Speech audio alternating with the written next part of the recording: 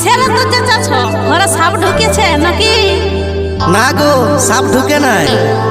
তবে তবে কাঠ বড় মুরগিটা বেহান এসেছে, লাল শাড়িটা পরে বেহান হেভি দেখাচ্ছে। এগো এমন কথা বলতে তোমার লাজ লাগি নাইছে? বুড়া ছোট বানাইছ বুঝা লই যাচ্ছে।